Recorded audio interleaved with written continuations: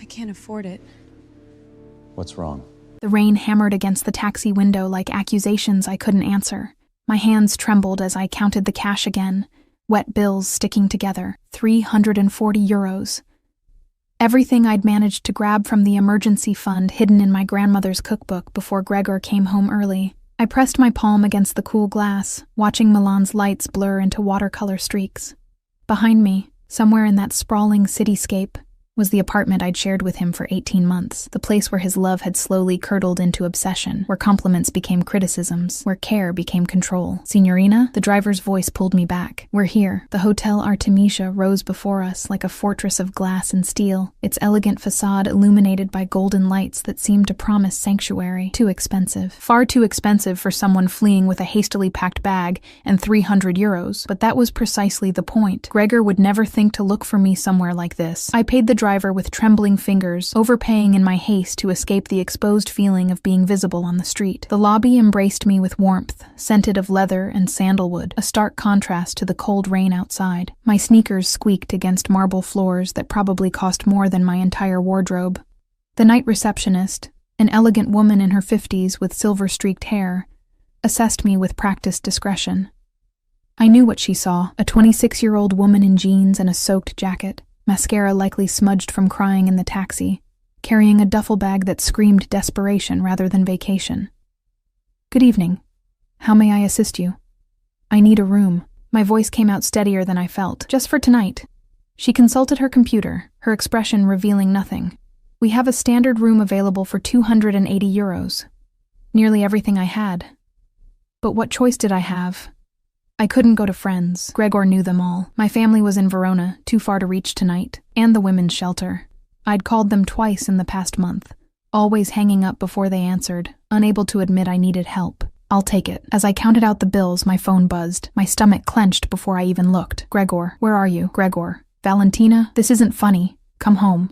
Gregor, I know you're upset, but we can talk about this. Gregor, don't make me come looking for you. The last message made my hands shake so badly I nearly dropped the phone. The receptionist's eyes flickered to the screen before returning to professional neutrality. Is everything all right, signorina? I forced a smile that felt like cracking porcelain. Fine, just a long day. She handed me a key card, her gaze lingering on my face with something that might have been understanding. Room 412. The elevators are to your right. If you need anything at all during your stay, please don't hesitate to call the desk. The emphasis on anything felt deliberate, a lifeline extended without questions asked. Thank you. The elevator ride felt eternal. My reflection in the mirrored walls showed a stranger, pale, hollow-eyed, hair plastered to her skull. When had I become this person? The vibrant art student who'd laughed easily and trusted freely seemed like someone from another lifetime. Room 412 was simple but immaculate. Cream walls, dove-gray bedding, a small desk by the window overlooking the rain-soaked city. I locked the door, engaged the deadbolt, dragged a chair under the handle for good measure. Only then did I allow myself to breathe. The shower was almost painfully hot, washing away the rain, and the lingering feeling of Gregor's hands on my shoulders that morning, gripping too tight as he'd asked where I'd been, who I'd talked to, why I was late coming home from work. The gallery where I worked part-time had become my only escape, those few hours where I could pretend my life was normal. I emerged wrapped in the hotel's plush robe, finally allowing myself to assess the damage. A bruise bloomed on my upper arm where he'd grabbed me 3 days ago. Not the first, never anywhere visible. Gregor was careful that way. My phone continued its persistent buzzing. Gregor. I'm worried about you. Gregor. Your boss said you left work early. Are you sick? Gregor. Valentina, answer me. Gregor. I talked to Marco. He said he saw you getting into a taxi with a bag. Ice flooded my veins. Marco. Our neighbor. Gregor's friend. Of course he'd been watching. Gregor. Whatever you're thinking, don't.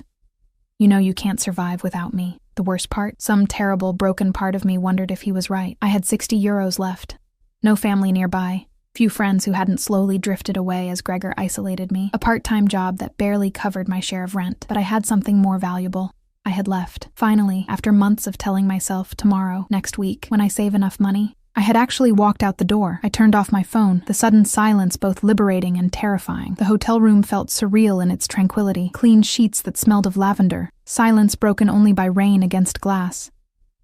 Safety, however temporary, however expensive.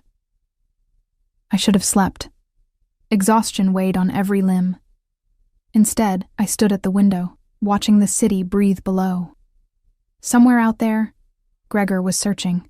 I knew him well enough to know he wouldn't simply accept my absence. He'd call my work, my friends, maybe even the police, painting himself as the concerned boyfriend of an unstable woman. By morning, I needed a plan. My grandmother's voice echoed in my memory, thick with her Sicilian accent. Valentina mia, when you feel trapped, remember, even the smallest door can lead to freedom if you're brave enough to walk through it. This hotel room was my door. Tomorrow, I'd figure out where it led. I was just climbing into bed when voices in the hallway made me freeze. Male voices, speaking in rapid Italian too low for me to make out words. My heart hammered as footsteps paused outside my door, a beat of silence. Then they moved on, fading down the corridor. Paranoia, I told myself. Just other guests. This was a hotel. People came and went, but I dragged the chair back under the door handle anyway. Sleep, when it finally came, was fitful and full of dreams. Gregor finding me, Gregor dragging me home, Gregor's voice promising it would never happen again, that he'd change, that I'd made him do this by leaving. I woke with a start to pale morning light filtering through rain-streaked windows. My phone, when I powered it on, showed 23 missed calls, 14 text messages, 3 voicemails I couldn't bring myself to listen to, and 1 message from an unknown number. I know where you are, coming to bring you home where you belong. The phone slipped from my nerveless fingers. He'd found me. Somehow, impossibly, Gregor had found me. I was shoving clothes into my bag with shaking hands when logic finally penetrated panic. How could he know which hotel? Milan had hundreds, unless Marco, the neighbor who'd seen me leave. If Gregor had pressured him, threatened him, Marco might have remembered something. The taxi company. There were only so many that serviced our neighborhood. I had to leave, now, before he arrived. But where would I go with 60 euros and nowhere safe to hide? The hotel phone on the nightstand rang, shrill and unexpected. I stared at it, heart pounding. It rang again. Again. With trembling hands, I lifted the receiver. Signorina Ricci? The receptionist's voice. Professional, but with an undertone I couldn't identify. There's a gentleman in the lobby asking for you. He says he's your boyfriend. He's quite insistent. My voice emerged as barely a whisper. Don't tell him I'm here. Please. A pause. Then quietly, he's already shown me a photograph. He knows you're registered. The room spun. I gripped the edge of the desk to steady myself. I'm calling security, she continued. But Signorina,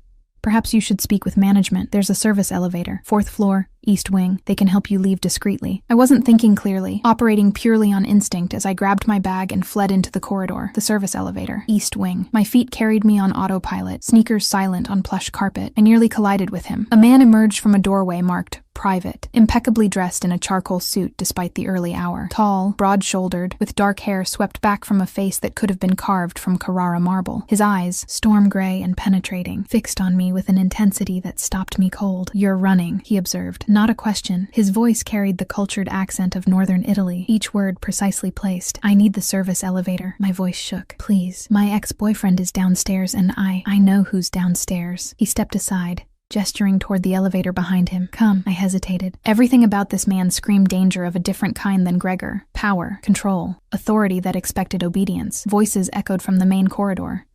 Gregor's voice, raised and angry. The decision made itself. I followed the stranger into the elevator. The service elevator descended in silence, broken only by the mechanical hum of cables and my ragged breathing. The man beside me stood with perfect stillness, his presence filling the small space like smoke, invisible but impossible to ignore. Thank you, I managed, for helping me. His mouth curved slightly, though it didn't reach his eyes. I haven't helped you yet, Signorina. I've merely postponed the inevitable. The elevator opened onto a corridor I'd never seen. Clearly staff only judging by the industrial flooring and harsh fluorescent lights. He guided me with a hand at the small of my back, proprietary but not forceful, down the hallway to an unmarked door. The office beyond was unexpectedly elegant. Floor-to-ceiling windows overlooked Milan's morning skyline. Leather furniture arranged around a fireplace that crackled with real flames. Bookshelves lined one wall, filled with volumes in Italian, English, and what looked like Russian. Sit. He gestured to a chair near the fire. You're shaking. I hadn't noticed, but he was right. Adrenaline was giving way to shock, leaving me trembling like leaves in wind. He poured amber liquid from a crystal decanter, pressing the glass into my hands. Drink. It will help. I don't. It's 10 in the morning, I'm aware. The ghost of amusement touched his features. Think of it as medicinal. The whiskey burned going down, but warmth spread through my chest, steadying my hands. I studied him properly for the first time. Late 30s, with the bearing of someone accustomed to command. His suit was bespoke, his watch understated but undoubtedly expensive. Everything about him spoke of wealth and power. Who are you? I asked. Alessio Lombardi. He settled into the chair opposite mine, movements controlled and deliberate. I own this hotel. Understanding dawned. You're the manager's boss. That's why she called you. Sophia has worked for me for 15 years. She knows when to involve me in delicate situations. His gaze was steady, assessing. Your boyfriend is currently in my lobby, causing a scene. He's shown my staff a photograph. Claimed you're mentally unstable. Threatened to call the police if we don't give him your room number. Shame burned through me. I'm sorry. I didn't mean to bring trouble to your hotel. I'll leave. And go where? The question was mild but pointed. Do you have somewhere safe? I looked away, unable to meet those penetrating eyes. I'll figure something out. With 60 euros and a man who's already tracked you here? He leaned forward slightly. Valentina Ricci, 26, part-time gallery assistant, renting an apartment in the Isola district with Gregor Sokolov, no family in Milan. He paused. Am I missing anything? Blood drained from my face. How do you know all that? It's my business to know who stays in my hotel. His tone suggested this was entirely reasonable, especially when they arrive soaked and frightened in the middle of the night, paying cash for a room they clearly can't afford. That doesn't give you the right to investigate me. No, he agreed, but it gives me the information needed to help you. If you want my help. Why would you help a stranger? Something flickered in his eyes, gone too quickly to interpret. Let's say I don't appreciate men who terrorize women. Bad for business, bad for karma.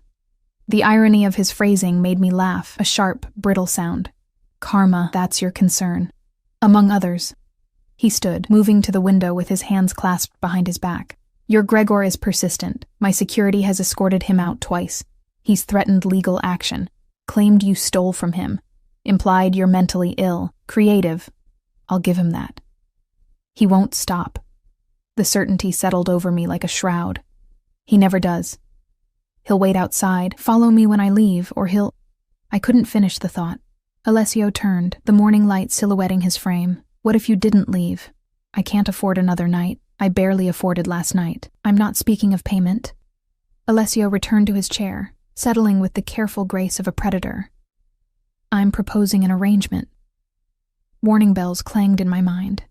I'd heard about arrangements before, whispered stories from other women about wealthy men who offered help that came with strings attached. What kind of arrangement? The hotel is hosting a series of private events over the next 3 weeks. Art exhibitions, charity auctions, corporate gatherings. I need someone who understands art, who can speak intelligently with guests, who won't be intimidated by wealth or status. His gaze held mine.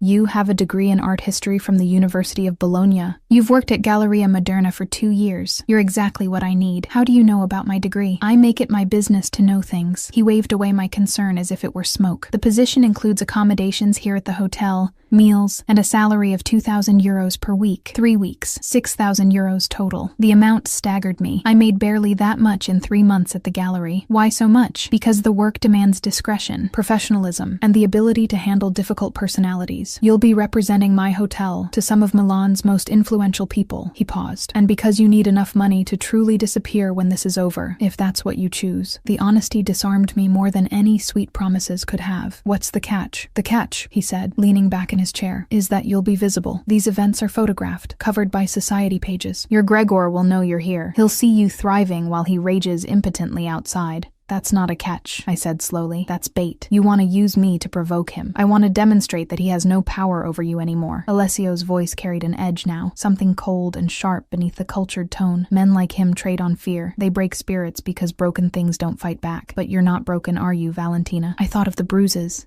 The constant anxiety, the way I'd learned to anticipate his moods like reading weather patterns. I feel pretty broken. Feeling broken and being broken are different things. He stood, extending his hand. You got in that taxi. You found this hotel. You're sitting here negotiating terms instead of collapsing into helplessness. That's not broken.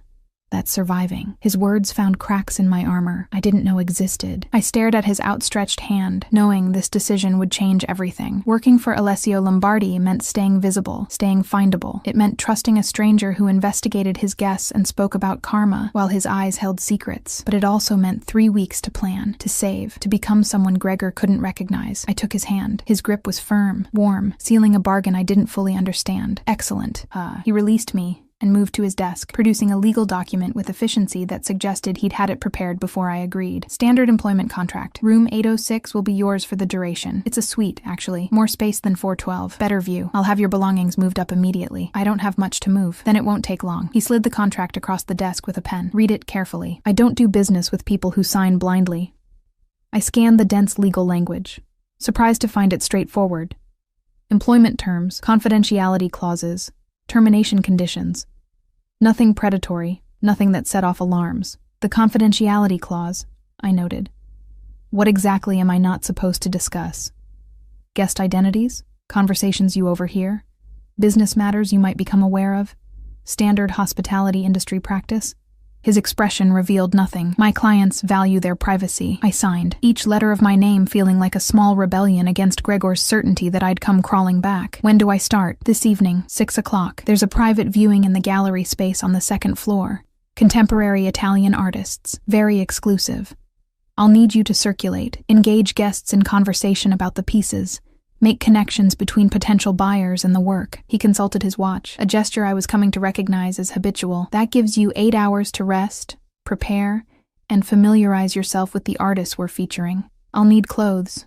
I glanced down at my jeans and wrinkled jacket. Something appropriate. There's a boutique on the ground floor. Tell them to put whatever you need on my account. He raised a hand before I could protest. Consider it a uniform expense. You can't represent the hotel in sneakers. The morning passed in a blur of surreal luxury.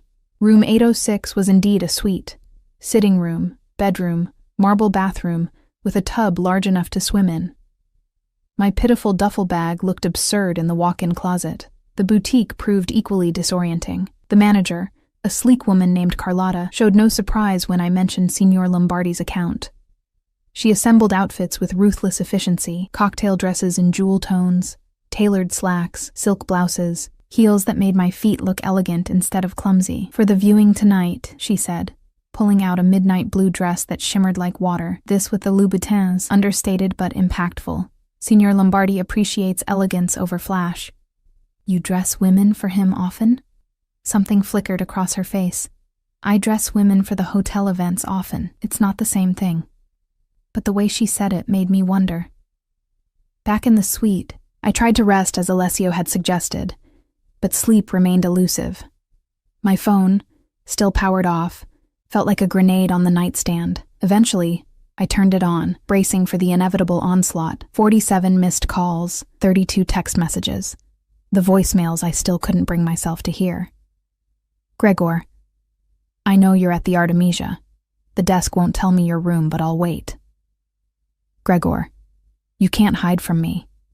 Gregor, I talked to your boss. You're fired, by the way. She doesn't appreciate employees who abandon their shifts. That one made my stomach clench. The gallery had been my sanctuary, my escape, but I couldn't think about that now. Gregor. Valentina, stop this childish game. I forgive you for running. Come out and we'll talk. Gregor, you're making a fool of yourself. Gregor, fine, stay there. See how long you last without me. The final message, sent an hour ago, carried a different tone. Gregor, I'm not leaving Milan without you. You're mine. I deleted every message, blocked his number, and immediately felt both liberated and terrified. Cutting him off felt like cutting a tether in a storm. Freedom and danger in equal measure. At 5, I began preparing for the evening. The midnight blue dress fit perfectly. Skimming curves I'd forgotten I had under Gregor's constant criticism. The heels added 3 inches, changing my posture, my confidence. Makeup carefully applied to hide the dark circles, the pallor, the fear. The woman in the mirror looked like someone I used to know, someone I might become again. A knock at the door made my pulse spike. Through the peephole, I saw a young man in hotel uniform. Signorina Ricci? Signor Lombardi sent me to escort you to the gallery. The gallery space on the second floor took my breath away. Soaring ceilings, perfect lighting, walls painted in warm neutrals that made the artwork sing. 20 pieces from 10 contemporary Italian artists, each more stunning than the last. I was absorbing a particularly striking abstract when Alessio appeared at my elbow. You look nervous. I haven't done this before. Not at this level. You worked at Galleria Moderna for 2 years. You've dealt with collectors. Middle-class collectors buying pieces for their living rooms. Not. I gestured vaguely at the gathering crowd visible through the glass doors. Whatever this is the same, just with more zeros. He handed me a glass of champagne I hadn't asked for. Breathe. You know art, they know money. Help them connect the two. What if they ask questions I can't answer? His smile was genuinely amused now. Then be honest. Say you're not sure, but you'll find out. Wealthy people respect authenticity more than they respect pretending expertise you don't have. The doors opened. Guests flowed in like a tide. Women in designer gowns, men in impeccable suits. The subtle scent of expensive perfume and older money. I recognized faces from magazines, from news programs. Milan's elite gathered in Alessio's hotel to sip champagne and consider art. Show time, Alessio murmured. Then louder, approaching a couple examining a sculpture near the entrance. Buonasera. Welcome. May I introduce Valentina Ricci, our art specialist for the evening. The next 2 hours passed in a haze of conversations about technique, symbolism, Investment potential. I fell into the rhythm of it, reading people's genuine interest versus social obligation, matching them with pieces that spoke to their sensibilities rather than just their wallets. A silver-haired man in his 60s spent 20 minutes with me discussing a controversial mixed-media piece, ultimately deciding to purchase it not despite but because his wife would hate it.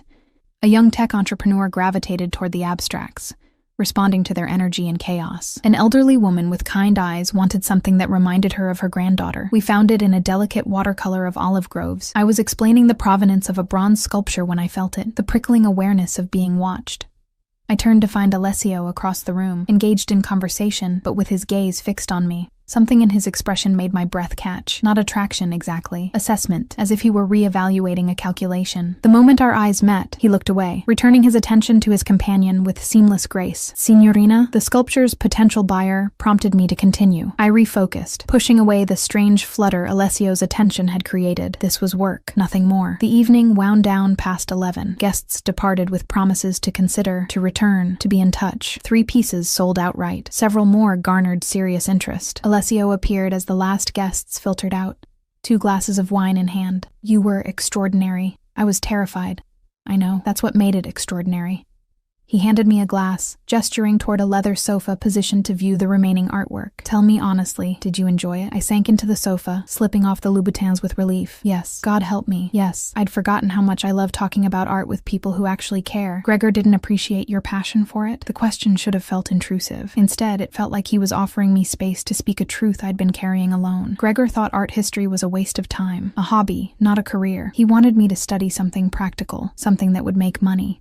I took a long sip of wine, which is ironic, coming from a man who works in his father's company and has never had an original thought in his life. You stayed with him anyway. Love makes you stupid. I regretted the words immediately. Too honest, too raw, or what I thought was love.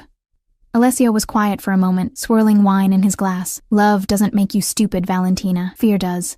And men like Gregor are very good at making women afraid. The understanding in his voice surprised me. You sound like you know something about it. I know something about control. His expression darkened.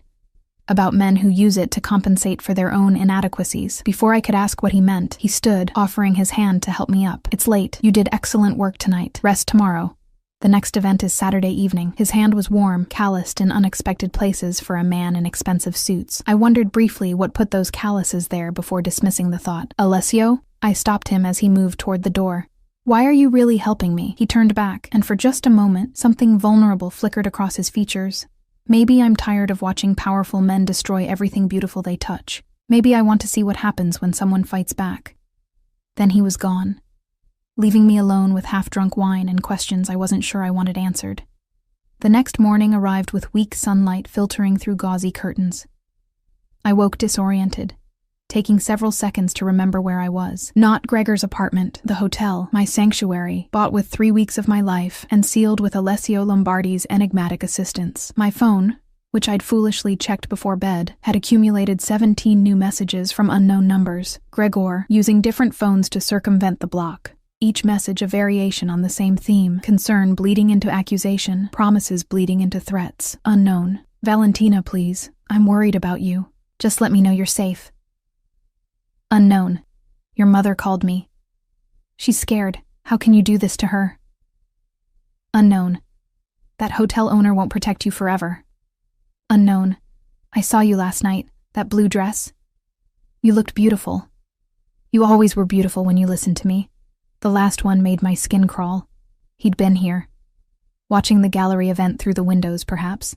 Or maybe he'd slipped inside. Anonymous among the wealthy crowd. I was deleting the messages when a soft knock interrupted. A hotel attendant with breakfast I hadn't ordered. Fresh cornetti, espresso, fruit that looked like art. Compliments of Signor Lombardi, Signorina. He also asked me to give you this. A note, written in decisive handwriting. Your ex-boyfriend attempted to gain access to the hotel at 6 a.m., claiming to be your husband with a room key he'd lost. Security escorted him out. He's been banned from the property. If he continues to harass you, I have resources beyond hotel security. Use them. A.L. Resources beyond hotel security. The phrasing was deliberately vague, but the implication clear. Alessio Lombardi had power that extended beyond the legitimate boundaries of hospitality management. I should have been afraid. Instead, I felt a complicated relief. The day stretched before me, unstructured and strange. For the first time in 18 months, I had nowhere to be, no one demanding my time, no walking on eggshells around Gregor's shifting moods. The freedom felt almost suffocating. I spent the morning exploring the hotel's amenities I'd never imagined using. The rooftop pool, empty in the November chill. The library, stocked with volumes in 6 languages. The small gym where I attempted yoga and gave up after 10 minutes, my body too tense to find any peace in the poses. Eventually, I gravitated back to the gallery space. In daylight, without the crowd, I could study the pieces properly. The controversial mixed media work the silver-haired man had purchased revealed layers I'd missed in the evening chaos. Bold, violent brushstrokes overlaying delicate pencil sketches. Rage and tenderness fighting for dominance on the same canvas. It's about his mother. I spun to find Alessio standing in the doorway, dressed more casually than I'd seen him. Dark jeans, a charcoal sweater that emphasized the breadth of his shoulders.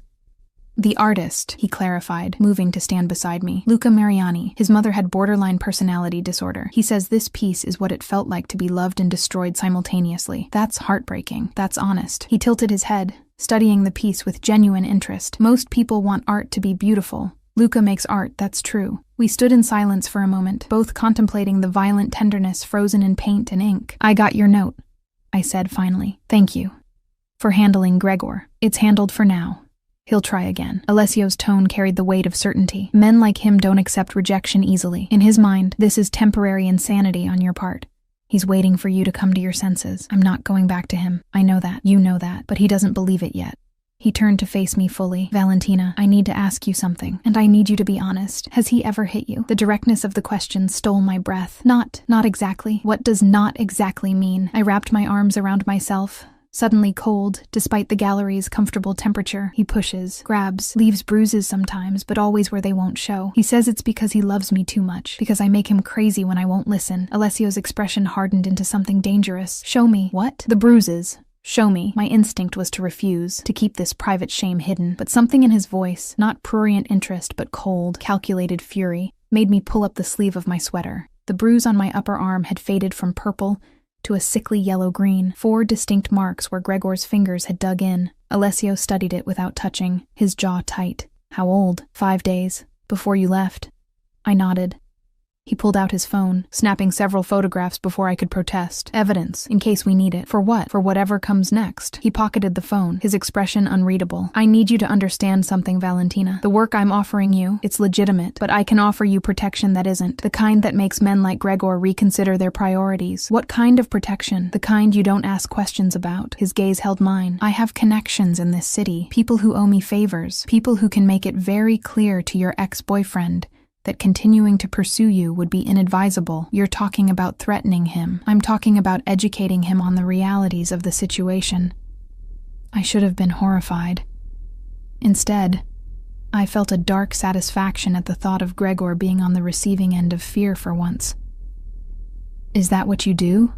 I asked, beyond owning hotels. A slight smile. Entirely without humor. I do many things, Valentina. Some of them are even legal. The admission should have sent me running. Instead, it made a strange sense. The way hotel staff deferred to him beyond normal employee respect. The resources he mentioned casually. The overnight investigation into my background. Alessio Lombardi was more than a simple hotel owner, much more. And if I say yes to this, education, I asked carefully, then Gregor learns that you're under my protection, that pursuing you comes with consequences he won't enjoy. He paused. But Valentina, understand, once I involve myself in this way, it's not casual. You become my responsibility. I don't take that lightly. Your responsibility, like I'm a problem to be managed. His expression softened almost imperceptibly, like you're someone I've decided to help. There's a difference. Why? The question burst out before I could stop it. Why me? You don't know me. I'm nobody. Just another woman running from a bad relationship. You're not nobody. His voice carried unexpected intensity. You stood in my gallery last night and made art come alive for people who see everything in terms of investment potential. You left a man who was destroying you, even though leaving meant having nowhere to go. You're surviving when most people would have crumbled. He paused. That's not nobody, Valentina. That's extraordinary. The compliment lodged somewhere behind my ribs, warm and uncomfortable. I wasn't used to being seen this way. As strong rather than difficult, surviving rather than stubborn. I need to think about it, I said finally. Fair enough. He checked his watch, that habitual gesture. I have a meeting. Tomorrow night's event is a corporate gathering. Tech executives, very casual. More about networking than art. Wear something comfortable. And Valentina? He paused at the doorway. Whatever you decide about my offer, the job stands. You don't have to accept one to keep the other. After he left, I sank onto the leather sofa, my mind spinning. 3 days ago, my life had been Gregor's apartment, my part-time gallery job, and carefully managed terror. Now, I was living in a luxury suite, working for a man who admitted to having illegal connections, considering whether to accept protection that came from sources I shouldn't trust. My phone buzzed. Another unknown number. Unknown. I talked to a lawyer. You can't just leave, Valentina. We have a lease together, shared assets. You're stealing from me by taking your things. The audacity of it made me laugh, a sharp sound in the empty gallery. I'd taken one duffel bag of my own clothes. Everything else, furniture, electronics, even the artwork he'd purchased to improve my taste, remained in the apartment. But to Gregor, my leaving was theft.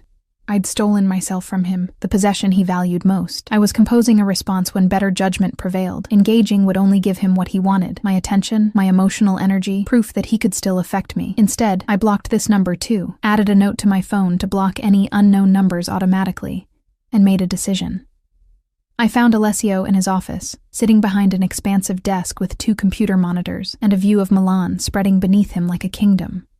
I want your help, I said, without preamble. Whatever you're offering, I want it. He studied me for a long moment. You're sure? No, but I'm sure I don't want to spend the rest of my life afraid of him. If you can make him stop, I want that. He nodded once, decisive. Then consider it done. It will take a day or 2 to arrange. In the meantime, continue with the hotel work. Keep your phone's location services off. Don't go anywhere alone. I feel like I should ask what you're going to do. You should, but you won't. His mouth curved slightly, because you're smarter than that. He was right. I didn't want to know the specifics. Plausible deniability felt safer than complicity. The corporate event tomorrow, he continued, shifting gears smoothly. 75 executives from a German tech firm. They're launching a product in the Italian market. Want to network with local business leaders. Your job is to facilitate conversation, make connections, ensure no one stands alone looking uncomfortable. I thought this was about art. It's about people, Valentina. The art was just the medium last night. Tomorrow, the medium is innovation and opportunity. You'll adapt. His confidence in me felt unearned, but strangely bolstering. What if I can't? Then you'll learn. That's what the 3 weeks are for. Learning what you're capable of when someone isn't constantly telling you you're inadequate. The observation cut close to truths I'd been avoiding. Gregor's voice still echoed in my head, cataloging my flaws, my failures, my inability to function without him. Go, Alessio said, not unkindly. Rest. Read the briefing materials I'll have sent to your room. Tomorrow night you'll be brilliant. I left, unconvinced of the brilliance but willing to try. That evening, I ordered room service, something I'd never imagined doing, and spread the briefing materials across the suite's dining table. Company profiles, executive bios, talking points about the German-Italian business relationship. Halfway through memorizing names, my phone rang from an unknown international number. Against my better judgment, I answered. Valentina, Gregor's voice, tight with suppressed fury. Enough of this game. How did you get this number? I have my ways, just like I have ways of finding you wherever you think you can hide. He paused. I know about your new job, playing dress-up for some hotel owner. Do you think he cares about you? You're a novelty, Valentina. A project. When he's bored, you'll be back on the street where you belong. Don't call me again. I'll call whenever I want. You're my girlfriend. We have a future together. You're just confused right now. Influenced by the wrong people. I was confused, I said, surprised by the steadiness in my voice. For 18 months I was confused. But I'm very clear now. We're done, Gregor. Accept it. I'll never accept it. His voice dropped to something darker. You're mine, Valentina. You'll always be mine. And if I can't have you, I'll make sure no one else does either. I ended the call, my hands shaking.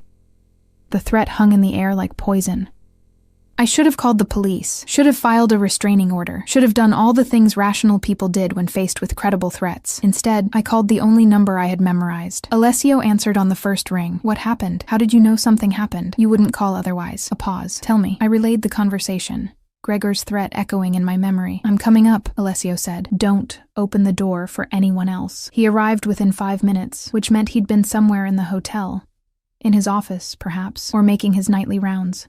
He listened to the recording I'd had the presence of mind to make, his expression growing colder with each word. "Tomorrow becomes tonight," he said finally. "I'm making the call now." "What call?" "The one that ensures Gregor Sokolov learns the error of his ways." He moved toward the door, then paused. "Pack a bag. Not everything. Just what you'd need for a few days. There's a possibility he might try something desperate in the next 24 hours. I want you somewhere even more secure." "More secure than a hotel suite?" "Yes." He met my gaze. "My home. It's not an imposition. It's a precaution. And Valentina?" His voice softened slightly. "You did the right thing. Calling me. Don't doubt that." After he left, I sat in the elegant suite that had been my haven for 3 days, wondering how I'd arrived at this moment, running from one man's obsession into another man's protection. But Alessio's protection felt different. Dangerous, yes. Mysterious, absolutely. But there was a fundamental respect in how he treated me. Asking rather than demanding, offering rather than taking.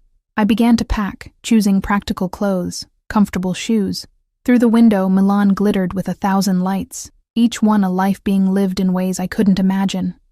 Somewhere out there, Gregor was planning his next move, certain of his right to reclaim me, and somewhere closer, Alessio was making calls that would change the equation entirely. I was a pawn in a game I didn't fully understand, but for the first time in 18 months, I was a pawn choosing her own moves. That had to count for something. Alessio's home occupied the top 2 floors of a converted industrial building in Porta Romana, accessible only by a private elevator that required both a keycard and fingerprint scan. The security measures should have alarmed me. Instead, they felt comforting after Gregor's threat. "Welcome to my sanctuary," Alessio said as the elevator opened directly into his loft. The space took my breath away. Exposed brick walls, soaring ceilings with original steel beams, floor-to-ceiling windows overlooking Milan's skyline. But unlike the hotel's calculated elegance, this space felt lived in. Books stacked on every surface, a well-worn leather sofa facing a fireplace, art that was clearly chosen for love rather than investment. "You have a Mariani," I said, recognizing the artist's violent tenderness in a painting above the fireplace. "I have 3. Luca's a friend." Alessio set my bag down, moving through the space with familiar ease. "He painted that one after his mother died. Said it was the first time he could paint her without feeling like she might climb out of the canvas and hurt him." The raw honesty of the statement matched the painting's emotional brutality. I moved closer, studying the layered textures, the way rage and grief competed for dominance. "Your guest room is upstairs," Alessio continued. "Private bathroom, everything you should need. But Valentina..." He turned to face me, his expression serious. "I need to be clear about something. You're safe here, completely safe. My home has security that makes the hotel look like a playground. No one gets in without my knowledge. That includes me." "What do you mean?" "I mean there's a lock on the guest room door. Use it if you want. I won't be offended." His gaze held mine. "I'm not Gregor. I don't take what isn't freely offered." The clarification shouldn't have moved me, but it did. After 18 months of Gregor's possessiveness disguised as love, Alessio's respect for boundaries felt revolutionary. "Thank you," I managed. "Don't thank me yet. You might change your mind when you meet my cat." As if summoned, a massive gray tabby materialized from behind the sofa, regarding me with the disdain only felines can truly master. "That's Dante. He's an asshole, but he's my asshole." Alessio's affection for the cat was evident in his voice. "He'll probably sleep on your bed whether you want him to or not. Fair warning." I laughed, the sound surprising me with its genuineness. "I like cats." "Good, because he already likes you, which is rare. Usually takes him weeks to tolerate new people." Dante patted over, rubbing against my ankles with a purr that sounded like a small engine. I bent to scratch behind his ears, earning an approving rumble. "Traitor," Alessio muttered at the cat, but his smile betrayed his pleasure. The moment felt surreal in its domesticity. Hours ago, Gregor had threatened me. Now I was scratching a cat's ears in a stranger's loft, feeling safer than I had in months. "I should show you the rest of the space before Dante decides you belong to him entirely." Alessio gestured toward the floating staircase that led to the upper level. The guest room was as thoughtfully designed as the rest of the loft, minimalist but comfortable, with its own sitting area and a bathroom that rivaled the hotel suites. A wall of bookshelves held an eclectic collection, philosophy next to pulp fiction, art theory beside science fiction. "I never know what I'll want to read," Alessio explained, catching my surprised examination. "So I just collect everything. There must be thousands of books here. 3,247 last count, though I've acquired a few dozen since then." He moved to the window, gazing out at the city. "Reading is escape, I suppose. A way to live lives that aren't complicated by my own choices." The admission felt unexpectedly personal. I joined him at the window, watching Milan pulse with evening life far below. "Can I ask you something?" I I said quietly. You can ask. I may not answer. The hotel. Is that your only business? He was silent for a long moment. When he spoke, his voice carried careful precision. I own several properties throughout Milan. Hotels, restaurants, a few nightclubs. All legitimate, all profitable. But I also facilitate certain transactions, connections between people who need things and people who can provide them. Legal things? Sometimes. He turned to face me. I exist in gray areas, Valentina. I'm not a saint, but I'm not a monster either. The help I'm offering Gregor, it's not about violence. It's about making him understand that the cost of pursuing you exceeds any possible benefit. How? Through information. His smile was cold. Gregor works for his father's import business, yes? There are aspects of that business that wouldn't survive close scrutiny. Tax irregularities, customs violations, nothing catastrophic but enough to be inconvenient. He'll receive evidence that continuing to harass you means that evidence reaches the appropriate authorities. You're blackmailing him. I'm educating him on consequences. Alessio's expression hardened. He threatened to ensure no one else could have you if he couldn't. That's not love, Valentina. That's ownership. And I don't tolerate men who think they own women. The conviction in his voice made me study him more carefully. This is personal for you, not just me. The principal. Something shifted behind his eyes. My mother spent 20 years with a man who thought he owned her. My father. He was traditional in his views. Women belonged in certain places, behaved certain ways. My mother tried to leave him 3 times. Each time, he convinced her she couldn't survive without him. What happened? She died when I was 17. Heart attack, officially. But I think she died from carrying fear in her chest for 2 decades. His voice remained even, but pain threaded through it. I swore I'd never be like him, and I'd never let men like him win. Understanding dawned, painful and complete. That's why you help. Why you notice when women arrive frightened at your hotel. I notice because I failed to notice soon enough with my mother. He moved away from the window, his posture defensive despite his casual stance. I can't save everyone, but I can save the ones who cross my path. I'm not asking to be saved. I know, that's why I'm helping you. His gaze met mine. You're saving yourself. I'm just providing resources. The distinction mattered more than I could articulate. I wasn't a damsel requiring rescue. I was a woman who'd made the hardest choice and needed support to see it through. So what happens now? I asked. Now you stay here where you're safe. The corporate event tomorrow proceeds as planned. You'll return to the hotel for it, with security present. Gregor receives his education tomorrow afternoon. By tomorrow night, he'll understand that continuing this pursuit is career suicide, and if he doesn't care about his career, then we move to more persuasive measures. Alessio's voice carried an edge that reminded me exactly who I was dealing with. But he will care, Valentina. Men like Gregor are fundamentally selfish. When the cost becomes personal, they fold. I wanted to believe him, but I'd underestimated Gregor's obsession before. Try to rest, Alessio said, moving toward the door. I have some calls to make. Help yourself to anything in the kitchen. Dante will probably join you shortly. He's a shameless beggar. After he left, I explored the room more thoroughly, finding small touches that revealed more about Alessio than any conversation could. Books annotated in the margins with thoughts and questions. A framed photograph of a woman who had to be his mother, her smile warm, but her eyes holding shadows. A collection of international currency, suggesting travels to places I'd only dreamed of visiting. True to Alessio's warning, Dante appeared within minutes, launching himself onto the bed with the presumption of ownership. I lay beside him, scratching his chin while he purred, the normalcy of the moment a balm against the day's chaos. My phone remained mercifully silent, all unknown numbers blocked. But I knew Gregor wouldn't simply disappear. He'd find other ways to reach me, other pressures to apply. I must have dozed, because I woke to the scent of food and Alessio's voice calling from downstairs. Valentina, are you hungry? I descended the floating staircase to find him in the open kitchen, stirring something that smelled like heaven. He'd changed into jeans and a simple black t-shirt, looking younger and more approachable than in his usual suits. I don't cook often, he admitted, but I make an excellent aglio e olio, comfort food. We ate at his massive dining table, Dante supervising from a nearby chair. Conversation flowed easier than I expected. Art, books, the ridiculous politics of Milan's social scene. Alessio was cultured without being pretentious. Well-read without being condescending. You're not what I expected, I said finally. What did you expect? I don't know. Someone more intimidating, I suppose. You own hotels, have mysterious connections, make problems disappear. I can be intimidating when necessary. His smile was wry, but I find it exhausting. Being myself is easier. Who is yourself? He considered this, swirling wine in his glass. Someone who's made peace with being complicated. I do things I'm not proud of, but I sleep well because I draw lines I won't cross. Hurting innocent people is one of those lines. And Gregor? Blackmailing him doesn't count as hurting someone? Gregor is far from innocent. Alessio's voice hardened. He put his hands on you, Valentina. He threatened you. He's trying to hunt you down like your property he owns. Whatever happens to him, he's earned.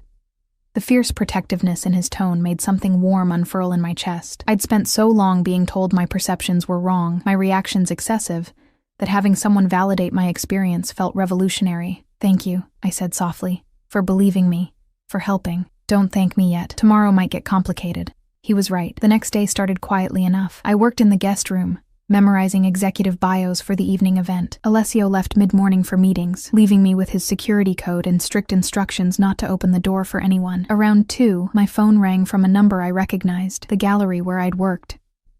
Valentina, Maria, my former boss, sounded uncomfortable. I need to talk to you about something. If this is about Gregor saying I quit, it's about Gregor, yes. He came here this morning, insisted on waiting for you despite me explaining you no longer worked here. Valentina, he became aggressive, started going through the storage room where you kept your personal items. Security had to escort him out. Horror washed through me. Did he take anything? I'm not sure. The storage room is a mess. But Valentina, he left a note. For you. I don't know if I should read it or... Read it, I interrupted, my heart pounding. A pause, then Maria's voice, tight with concern. It says, you can't hide from love. I know where you sleep now. See you tonight. Ice flooded my veins. How could he know about Alessio's loft? Unless... My mind raced back to leaving the hotel last night. The private elevator. The car Alessio had sent. Had Gregor been watching? Followed us? Maria, thank you for calling. I have to go. I ended the call and immediately dialed Alessio.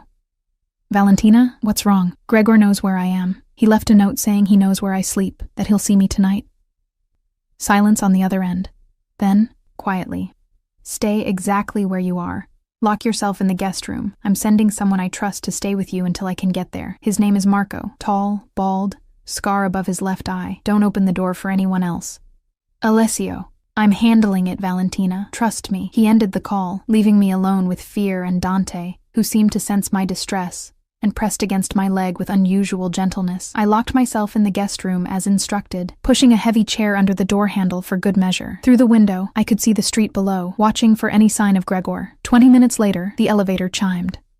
I pressed myself against the wall, heart hammering, until I heard Alessio's voice. Valentina, it's me. Marco is with me. You're safe. I removed the chair and opened the door to find Alessio looking grimmer than I'd ever seen him, accompanied by a man matching Marco's description. Imposing, professional, armed. Marco will stay here until this is resolved, Alessio said. You're not going to tonight's event. You're staying here where you're secure. But the job is protecting you, not putting you in front of windows where he might be watching. His voice softened. Valentina, Gregor is escalating. That changes things, changes my approach. What does that mean? It means I'm done playing nice. Something dangerous flickered in his eyes. It means Gregor Sokolov is about to learn what happens when you threaten what's mine. The possessiveness in his phrasing should have alarmed me. Instead, it felt like armor against the world. What are you going to do? Whatever's necessary. He cupped my face gently, his thumb brushing my cheekbone. Trust me? I searched his eyes, finding determination in something else. Genuine concern that had nothing to do with duty or debt. Yes, I whispered. I trust you.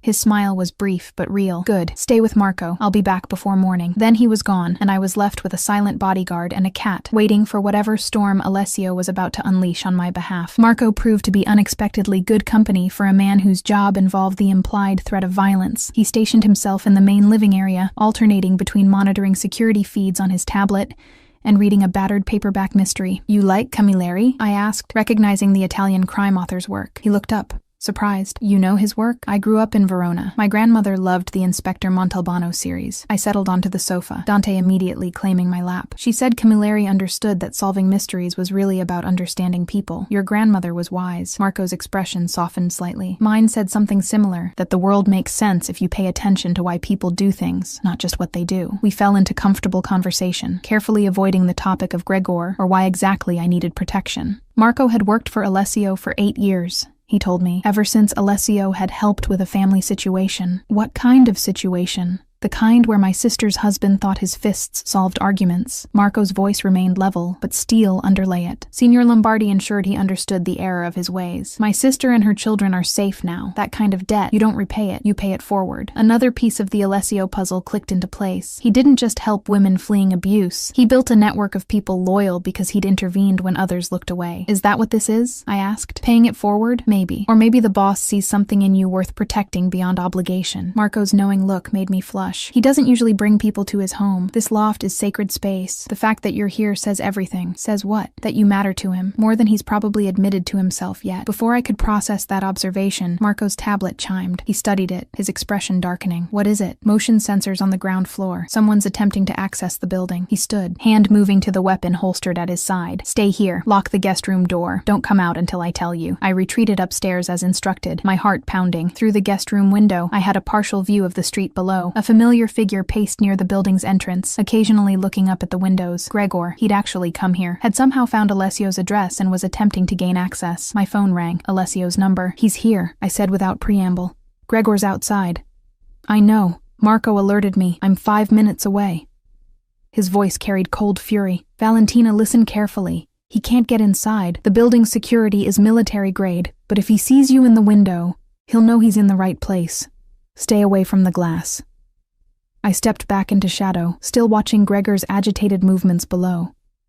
What are you going to do when you get here? Have a conversation he won't forget. Alessio paused. I need to ask you something. When you left him, did you take any documents? Papers with your name, his name, anything connecting you officially? Just my passport and birth certificate. Why? Because Gregor has been telling people you're engaged, that you have joint accounts, shared property, creating a paper trail that suggests you can't simply leave. His voice tightened. He's building a case for why he has rights to you. The manipulation was so characteristic of Gregor that I almost laughed. We never had joint accounts, never shared property beyond the lease on the apartment. Good. That makes this easier. The evidence I was going to use against him. I'm accelerating the timeline. Tonight, he receives everything. Tax evasion documentation, customs violations, proof that his father's company is built on fraud, along with a very clear message.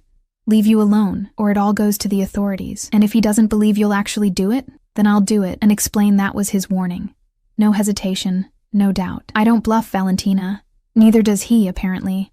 So we're about to discover who wants this more, his obsession with possessing you, or his freedom. Through the window, I watched a sleek black car pull up to the curb.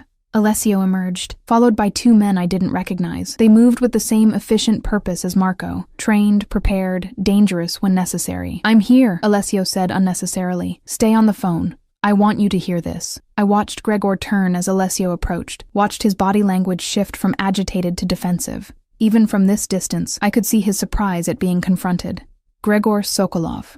Alessio's voice came through the phone, calm and controlled.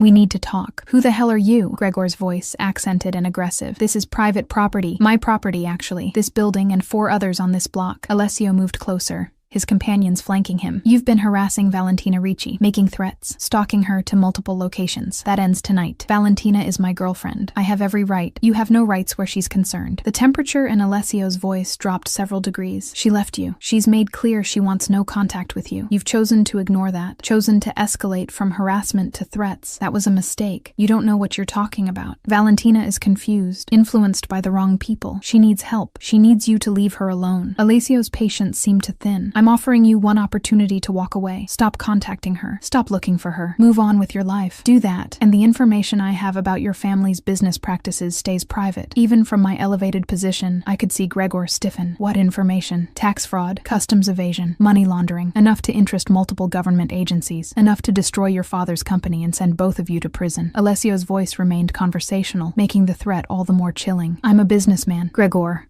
I understand cost-benefit analysis. Is your obsession with a woman who doesn't want you worth losing everything else? You're bluffing. You don't have anything.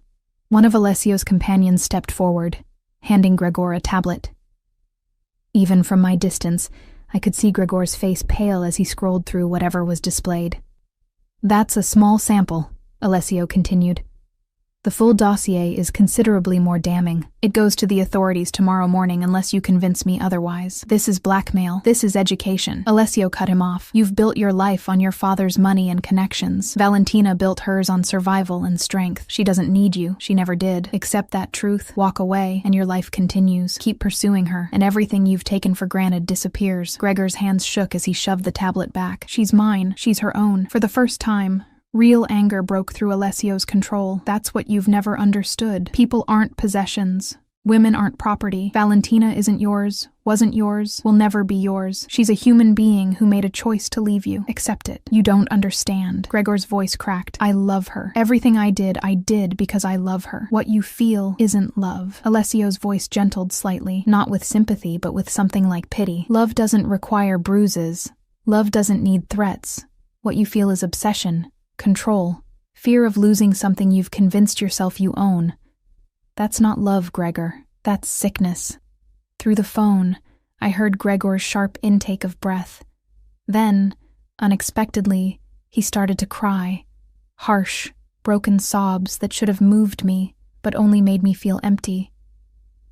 I can change, he choked out. If she just comes back, I can prove I can change. She doesn't want you to change. She wants you to leave her alone. Alessio's voice remained implacable. You have 24 hours to make your decision. Leave Milan. Leave Valentina alone. And your secrets stay secret. Or stay and face the consequences. How do I know you'll keep your word? Because unlike you, I don't break promises to women. Alessio turned to leave, his companions falling into step. 24 hours, Gregor. Choose wisely. I watched them return to the car. Watched Gregor slump against the building's wall. Watched him finally, look defeated. Alessio's voice came through the phone, quieter now. Are you all right? I don't know. My hands trembled. Is it really over? It's over if he chooses to make it over. Come downstairs. Let's talk properly. I found him in the main living area, Marco having discreetly retreated to give us privacy. Alessio had removed his jacket, loosened his tie, the facade of control cracking slightly around the edges. I couldn't find words adequate to what I'd witnessed. You didn't threaten him with violence. Violence would have made him a martyr in his own story, a victim of the cruel world keeping him from his love. Alessio poured himself a drink, offered me one. I declined. Taking away his money, his status, his father's business, that threatens the things he values most, himself and his comfort. You really do understand men like him. I've made it my business to understand them. He settled onto the sofa, exhaustion evident in the way he slumped slightly. My father was one, controlling my mother through money, through social position, through the threat of what losing him would mean. I watched her shrink to fit his expectations until there was nothing left of who she'd been. She stayed for you? She stayed because she believed she had no choice. By the time I was old enough to offer her one, it was too late. She'd forgotten how to imagine anything different. His gaze found mine. That's why I won't let Gregor make you forget. You're not who he tried to convince you to be. You're who you choose to become. The words landed with unexpected weight. For 18 months, I'd been whoever Gregor needed me to be. Quieter, smaller, more compliant. Rediscovering who I actually was felt simultaneously liberating and terrifying. What if I don't know who that is anymore? Then you have 3 weeks to find out. Alessio's smile was gentle. While working for me, living here, being safe, no pressure beyond showing up and being yourself. And if being myself isn't very interesting, his laugh was genuine, warm. Valentina, you walked into my hotel soaked and terrified, yet made it 3 hours before I even knew you were there. You've worked 2 events and made art come alive for people who see everything as transactions. You're learning German technical specifications for tomorrow because you refuse to appear unprepared. You're many things, but uninteresting isn't one of them. The compliment settled somewhere behind my ribs, warm and uncomfortable. I wasn't used to being seen as capable rather than difficult. Thank you, I said quietly. For tonight. For understanding what would actually work against him. For not making me feel weak for needing help. You're not weak, Valentina. You're strategic. There's a difference. He stood, stretching. Get some rest. Tomorrow's event starts at 7. Marco will stay in the guest room downstairs if you need anything. And Valentina? He paused at the base of the stairs. You're safe here. Truly safe. Let yourself believe that. After he left, I remained on the sofa, Dante purring in my lap, Milan glittering beyond the windows. For the first time in months, the fear that had lived in my chest eased slightly. Gregor had looked defeated, broken even. I waited to feel guilty about that, waited for some vestige of the love I'd once felt for him to stir into regret. But all I felt was relief. And maybe, just maybe, the first fragile shoots of hope that life could be different than what I'd resigned myself to accepting. 3 weeks passed in a blur of hotel events, late-night conversations in Alessio's loft, and mornings where I woke without dread for the first time in years. Gregor had left Milan the day after Alessio's ultimatum, according to Marco's discreet surveillance. No final message, no grand gesture, just absence where obsession had been. The relief should have felt complete. Instead, I found myself waiting for the other shoe to drop. "You're doing it again," Alessio observed during breakfast on what would be my final day, expecting disaster. "Can you blame me?" I pushed eggs around my plate, appetite absent. 3 weeks ago, I was running from a man who threatened to destroy me. Now I have 6,000 euros saved and he's just gone? It feels too easy. Nothing about this was easy, Valentina. His voice carried gentle reproach. You chose to leave when leaving was terrifying. You trusted a stranger to help you. You rebuilt yourself piece by piece while working events that terrified you. That's not easy. That's extraordinary. You keep using that word. I met his gaze across the table. Extraordinary. I'm not. I'm just surviving. Surviving is extraordinary when the alternative is easier. He set down his coffee, giving me his full attention. Do you know what I see when I look at you? Someone who refused to disappear, even when a man tried very hard to make her. That's power, Valentina. Real power. The conviction in his voice made something crack open in my chest. Over 3 weeks, Alessio had become not a friend exactly, but something more complicated. My employer, my protector, and increasingly, someone whose opinion mattered more than was wise. What happens now? I asked. Today is my last day. The last event is tonight. Tomorrow I trailed off, realizing I had no plan beyond leaving the safety Alessio had constructed around me. Tomorrow you make choices, he said simply. That's what freedom means. The ability to choose for yourself. And if I don't know what to choose, then you take time to figure it out. The hotel job is over, but... He hesitated, unusual for him. I have a proposition, an actual business one, before you assume otherwise. I'm listening. The events over the past 3 weeks have been more successful than any I've hosted previously. The feedback specifically mentions you. Your knowledge, your ability to make people comfortable, your genuine passion for art and culture. He leaned back, watching my reaction. I want to hire you permanently as my cultural liaison, organizing and hosting events, curating art for my properties, representing my hotels to Milan's cultural elite. The offer stunned me. That's a real job, a career, with a real salary, 3,000 euros monthly, plus bonuses based on event success, full benefits, allowances for professional development. He paused. And housing, if you want it. There's a studio apartment in one of my buildings, smaller than here, but yours. No obligation to accept, no strings attached to the job if you decline. My mind reeled. Financial stability, meaningful work, independence. Why? The question emerged smaller than intended. Why invest in me like this? Because you're good at it. Because Milan needs more people who care about art beyond investment potential. Because, he stopped, something vulnerable flashing across his features. Because I've enjoyed having you around, and I'm selfishly hoping you'll stay. The admission hung between us, weighted with implications neither of us seemed ready to examine. Can I think about it? Take all the time you need. The offer stands regardless. He checked his watch. That habitual gesture. I have meetings until 5. Tonight's event is at 8. The charity auction, our finale. Wear something that makes you feel powerful. After he left, I climbed to the guest room that had been mine for 3 weeks. My belongings, meager when I'd arrived, now included a wardrobe of elegant clothes, books Alessio had recommended, small luxuries I'd purchased with my earnings. Evidence of a life beginning to take shape.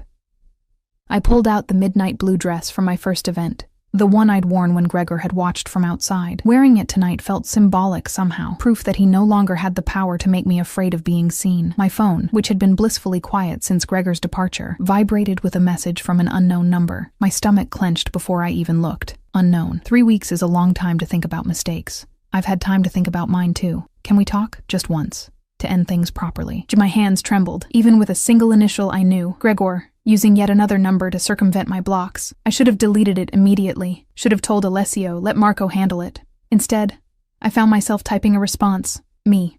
How did you get this number? Unknown. Does it matter? I'm not trying to scare you, Val. I just want closure. 10 minutes. The cafe where we had our first date. Tomorrow, 2 p.m. I promise I'll leave you alone after. The nickname. Val, something he'd called me when things were good, sent an unwelcome pang through me, not of longing, but of mourning for the woman who'd believed in what we had. Me. Why should I trust you? Unknown. Because I'm not the monster you've made me into. I was hurt, angry. I said things I didn't mean. But Valentina, I'm getting help. Real help. A therapist. I'm working on the anger issues. I want you to see that I'm trying to change. The message sounded reasonable, mature even. Everything Gregor's previous communications had lacked, which made it more dangerous, not less. I showed the exchange to Marco when he arrived for evening duty. It's a trap, he said without hesitation. Men like him don't change in 3 weeks. They just get better at manipulation. But what if he's serious? What if I refuse this one conversation and he escalates again? Then we handle it. But Valentina, Marco's expression was grave. The moment you respond, the moment you agree to see him, you're telling him the boundary is negotiable, that if he persists long enough, you'll give in. Is that the message you want to send? He was right. I knew he was right. But some wounded part of me wanted to believe Gregor could change. Because if he couldn't, what did that say about the 18 months I'd spent with him? About my judgment? About my worth? I need to tell Alessio, I said finally. I already did. He's on his way back. Alessio arrived within 20 minutes, his expression thunderous as he read the messages. You're not going, he said flatly. This is textbook abuser behavior. Apologize, promise change, create situation where he controls the encounter. It's a trap, Valentina. I know that intellectually, but emotionally, I struggled to articulate the tangle of feelings. I need to know I'm making the right choice, that I'm not running from someone who could actually change. People can change, Alessio said, his voice softening slightly, but not in 3 weeks, not without real consequences forcing them to confront themselves. Gregor faced consequences. Losing you, losing his comfortable life in Milan. But he hasn't faced himself. This isn't change, it's strategy. Then let me call his bluff. I'll meet him in a public place with security nearby. 10 minutes, like he asked. If he's really changed, he'll accept my boundaries. If not, I met Alessio's gaze. Then I'll know for certain. No more doubts. Alessio's jaw tightened. For a long moment, he said nothing, clearly warring with the desire to protect me and the recognition that this was my choice to make. I don't like it, he said finally, but I understand it. So here's how this works. You meet him in the hotel cafe, not some random location. Marco and 2 others are at nearby tables. I'm watching from security cameras. At the first sign of aggression, the first raised voice, we intervene, and Valentina, his gaze held mine with intensity that stole my breath. 10 minutes, not a second more. You don't owe him more than that. I nodded, already second-guessing my decision but needing this closure. The charity auction that night was our most successful event yet. I moved through the crowd in my midnight blue dress, facilitating bidding wars, connecting donors with causes, feeling powerful in the way Alessio had suggested. The woman Gregor had diminished felt impossibly distant. Alessio found me near the end of the evening, as the final items sold and champagne flowed freely. You were magnificent tonight, he said, offering me a glass. 3 major donors have asked specifically about working with you on future events. Good practice for the real job. I accepted the champagne, my decision about his offer crystallizing. Yes, by the way, to everything. The job,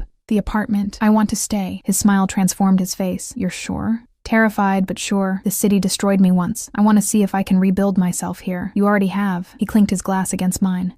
But Valentina, about tomorrow, with Gregor. You don't have to do this. You don't owe him anything. I owe myself this, the certainty that I made the right choice. I sipped champagne, gathering courage for what I needed to say. These 3 weeks, working for you, living in your space, it's given me something I haven't had in years. Not safety, though, that too, but belief that I could be someone beyond what Gregor convinced me I was. You always were someone beyond that. Alessio's voice dropped, intimate despite the crowd around us. I just helped you remember. The way he looked at me made my pulse quicken in ways that had nothing to do with fear. Over 3 weeks, something had shifted between us.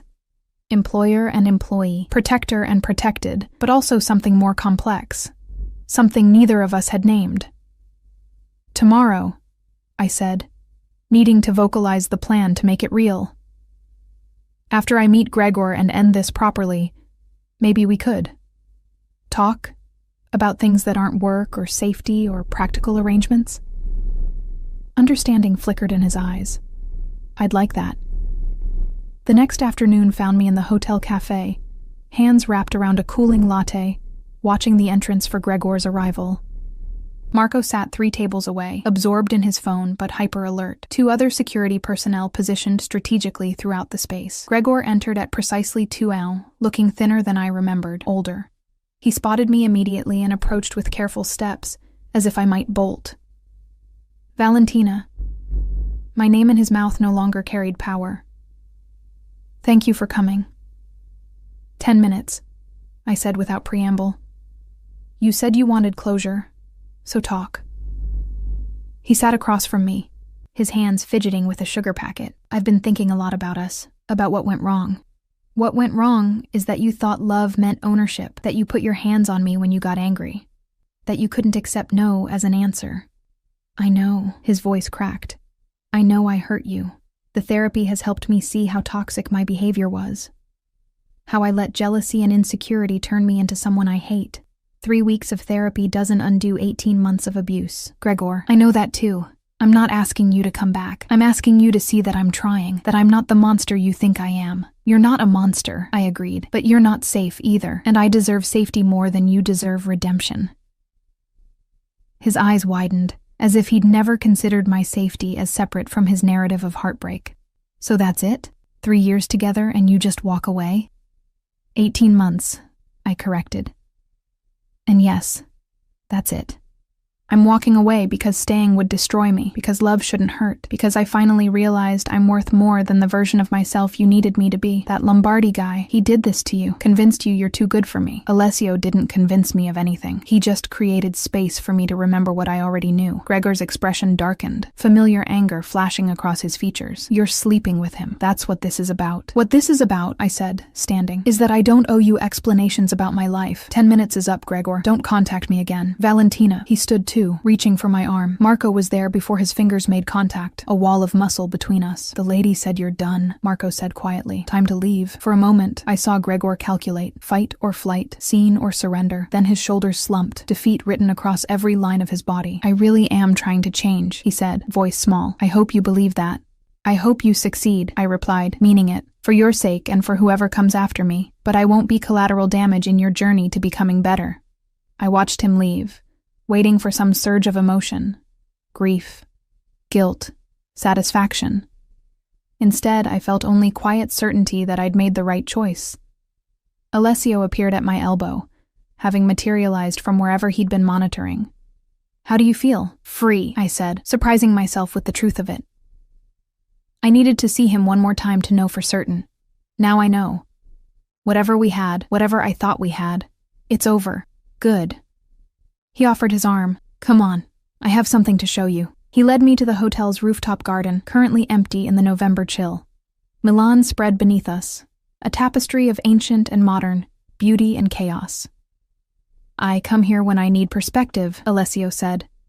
When the weight of everything I've built feels too heavy. The city reminds me there are things bigger than my problems. It's beautiful, I breathed. It is. But he was looking at me, not the view. Valentina, I need to say something, and I need you to know there's no pressure behind it. Your job is yours regardless. Your apartment is yours regardless. But these 3 weeks, having you in my space, in my life, it's reminded me what I've been missing. Not just companionship, but partnership. Someone who challenges me, who isn't intimidated by the complicated parts of who I am. He turned to face me fully. I'm not Gregor. I won't cage you or diminish you, but I would very much like the chance to know you beyond employer and employee, if that's something you might want too. My heart hammered against my ribs. I don't know if I'm ready for another relationship. I'm barely finding myself again. Then we take time. We build friendship first. We let whatever this is develop naturally instead of forcing it. His smile was gentle. I'm a patient man, Valentina, and you're worth waiting for. The honesty of it, the lack of pressure or expectation, made my eyes sting with unexpected tears. I'd like that, I whispered. Time, friendship, see where it goes. Then we have a deal. He extended his hand in an echo of our first agreement 3 weeks ago. I took it, this time knowing exactly what I was choosing. Not safety at any cost, not protection that came with strings, but partnership with someone who saw my worth